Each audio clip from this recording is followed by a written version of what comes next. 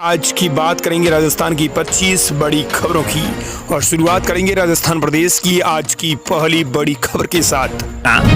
बड़ी खबर, मंत्री से विवाद के बाद आरएएस अफसर को हटाया गया। आचार संहिता के बीच भजनलाल शर्मा ने 21 आरएएस अफसरों के तबादले किए हैं। आचार संहिता का हो रहा है उल्लंघन। राज्य सरकार ने शहरी निकाय चुनाव की घोषणा के बीच 21 आरएएस अफसरों के तबादले किए हैं। एक आरएएस को एपीओपी किया है। अलवर में सफाई कर्मचारियों की नियुक्ति को लेकर मंत्री संजय शर्मा के विवाद के बाद भरतपुर विकास प्राधिकरण के सचिव का भी तबादला कर दिया गया है।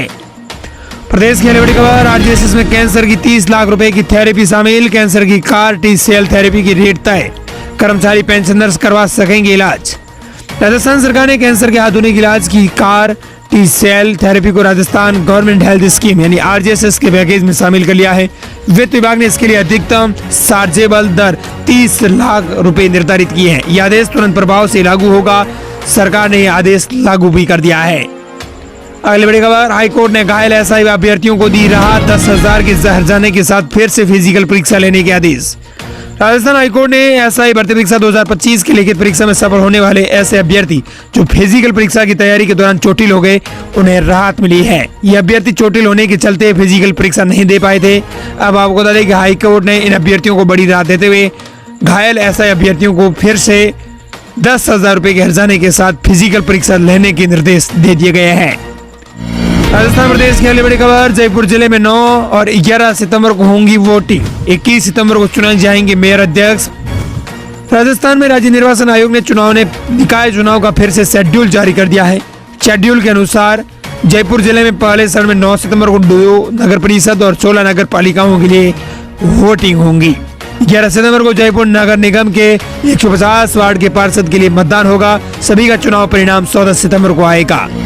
बड़ी खबर, राजस्थान में जजों ने 1442 लग्जरी बसों की जांच कर 370 बसें की सीज। राजस्थान में बस अग्निकांड की बढ़ती घटनाओं और प्रशासन की सुस्ती के चलते 1.5 महीने के अभियान के तहत जयपुर सहित प्रदेश के प्रमुख 12 शहरों की जिला विधिक सेवा प्राधिकरण के सचिवों यानी जज ने लग्जरी बसों की जांच की है। अभियान में जजों ने कुल 1442 लग्जरी बसों की जांच की। इसी दौरान नियमों की अनदेखी मिलने पर 370 बसों को सीज किया गया है। और दोस्तों अगली बड़ी खबर, राजस्थान के 10 जिलों में भारी बारिश का अलर्ट। प्रतापगढ़ में सबसे ज्यादा बारिश। अगले 3 दिन का मौसम विभाग ने जारी किया पूर्वानुमान। राजस्थान में बुधवार को 10 जिलों में बारिश का अलर्ट जारी किया था। कई जिलों के अंदर बूंदाबांदी देखने को मिली। बारिश का यह दौर अगले 3 दिन तक जारी रहेगा। टोंक में बिसलपुर बांध का जल स्तर पिछले 24 घंटे में 1 सेंटीमीटर बढ़ा है। बुधवार सुबह 6 बजे बांध का जल स्तर 314.05 मीटर दर्ज किया गया था। वहीं आपको बता दें कि मौसम विभाग ने आज राजस्थान के अजमेर, अलवर, भरतपुर, बारा, भीलवाड़ा, बूंदी, खैरतल, तिजारा, कोटा, कोटपुतली, बरोड़, सवाईमाधोपुर, टोंक, जयपुर, धौलपुर, डीग इन जिलों के लिए मौसम विभाग ने आज येलो अलर्ट जारी किया है। वहीं राजस्थान प्रदेश की अगली बड़ी खबर, राजस्थान में ई बसों को लेकर आ रही है। राजस्थान में महिलाएं 2 दिन रोडवेज बसों के अंदर फ्री में कर सकेंगी यात्राएं। राजस्थान में 28 और 29 अगस्त को महिलाएं और युवतियां रोडवेज की बसों में फ्री यात्रा कर सकेंगी। इस दौरान यात्रा के लिए उनसे बस किराया नहीं लिया जाएगा। सरकार की मंजूरी के बाद राजस्थान राज्य पथ परिवहन निगम ने निःशुल्क यात्रा को लेकर आदेश जारी कर दिए हैं। ये सुविधा बता दें कि 27 अगस्त की रात 12 बजे से लेकर 29 अगस्त की रात 11:59 तक लागू रहेंगी। वहीं राजस्थान प्रदेश के लिए बड़ी खबर, पंचायत चुनाव से पहले कांग्रेस ने बनाई टास्क फोर्स। 50% युवाओं को चुनाव लड़ाने की तैयारी। राजस्थान में स्थानीय निकाय और पंचायती राज चुनाव को लेकर यूथ कांग्रेस ने पंचायत टास्क फोर्स का गठन किया है। इस टास्क फोर्स की शुरुआत यूथ कांग्रेस ने राजस्थान से की है। यूथ कांग्रेस के राष्ट्रीय महासचिव शेष नारायण ओझा, पीसीसी गोविंद सिंह डोटासरा, नेता प्रतिपक्ष टीकाराम जूली ने अभियान को लॉन्च करते हुए किया है। वहीं राजस्थान प्रदेश की अगली बड़ी खबर, सीजेपी नेता की शिक्षा मंत्री मदन दिलावर को चुनौती। आशुतोष रांका बोले, जयपुर आ रहा हूं, 10 शानदार सरकारी स्कूल बताइए। राजस्थान में सरकारी स्कूलों की व्यवस्थाओं को लेकर सियासी टकराव एक बार फिर से तेज हो गया है। कॉकरोच जनता पार्टी के को कन्वीनर आशुतोष रांका ने शिक्षा मंत्री मदन दिलावर को चुनौती देते हुए कहा कि मैं बंगाल में 3 दिन बिताने के बाद जयपुर लौट रहा हूं। अब अगले कुछ दिनों तक अपनी पूरी टीम के साथ राजस्थान के सरकारी स्कूलों का दौरा करूंगा। राजस्थान प्रदेश के लिए बड़ी खबर, सांसद हनुमान बेनीवाल ने 58 दिव्यांगजनों को बांटी स्कूटी। 2023 के BMFT फंड से हुआ वितरण। बोले जरूरतमंदों पर खर्च होना चाहिए सरकारी पैसा। नागौर के टाउन हॉल में मंगलवार को नागौर से सांसद हनुमान बेनीवाल ने 2023 के DMFT फंड से 58 दिव्यांगजनों को स्कूटी वितरित की है। लंबे समय से स्कूटी मिलने का इंतजार कर रहे दिव्यांगजनों को स्कूटी मिली तो उनके चेहरे को खुशी से खिल उठे। लाभार्थियों ने इसके लिए सांसद बेनीवाल का भी आभार जताया है। मध्य प्रदेश के लिए बड़ी खबर, राजस्थान में जयपुर के अंदर 33 थाना अधिकारियों के हुए ट्रांसफर, 12 निरीक्षकों को फिर से किया इधर उधर। जयपुर ग्रामीण पुलिस में 8 इंस्पेक्टरों के तबादले किए गए हैं। आगामी निकाय चुनाव की आचार संहिता लागू होने से पहले राजस्थान में तबादलों का दौर तेज हो गया है। लंबे समय से एक ही स्थान पर पदस्थापित अधिकारियों और कर्मचारियों को बदला जा रहा है। पिछले करीब एक सप्ताह में अलग अलग विषयों में करीब विभागों के अंदर 500 अधिकारियों कर्मचारियों के तबादले किए जा चुके हैं। राजस्थान प्रदेश के बड़ी खबर, राजस्थान में CNG पंप पर गाड़ियों की कतारें, 2 घंटे तक लोग कर रहे हैं इंतजार लेकिन फिर भी नहीं मिल रहा है CNG पेट्रोल। जयपुर में CNG पंपों पर वाहन ड्राइवरों को लंबा इंतजार करना पड़ रहा है। शहर में CNG को कम स्टेशन होने के कारण सुबह से ही ऑटो, टैक्सी और निजी वाहनों की कतारें लगी रहती हैं। हालात ऐसे रहते हैं कि ड्राइवरों को 1.5 से 2 घंटे तक अपनी बारी का इंतजार भी करना पड़ता है। राजस्थान प्रदेश के लिए बड़ी खबर, फर्जी फसल बीमा योजना के खिलाफ राजस्थान सरकार का सख्त एक्शन, होने लगी FIR। कृषि विभाग का बड़ा एक्शन। प्रधानमंत्री फसल बीमा योजना में फर्जी पॉलिसी बनाने वालों के खिलाफ कृषि विभाग ने कड़ी कार्रवाई शुरू कर दी है।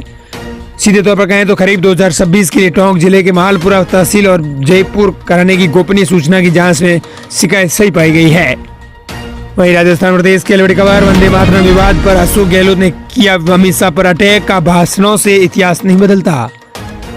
केंद्रीय गृह मंत्री अमित शाह की ओर से चित्तौड़गढ़ में वंदे मातरम की कथित अपमान को लेकर सोनिया गांधी और राहुल गांधी सहित कांग्रेस नेताओं से माफी मांगने की बात कहे जाने के बाद राजनीति गर्मा गई है। इस बयान पर आपको बता दें कि सीधे तौर पर कहें तो राजस्थान के पूर्व मुख्यमंत्री अशोक गहलोत ने सोशल मीडिया AI के जरिए एक करारा पलटवार जवाब तैयार किया है। गहलोत ने तंज कसते हुए कहा कि चित्तौड़गढ़ में अमित शाह की ओर से वंदे मातरम पर बांटे गए ज्ञान को सुनकर इतिहास के जानकारों को भी हंसी आ गई है।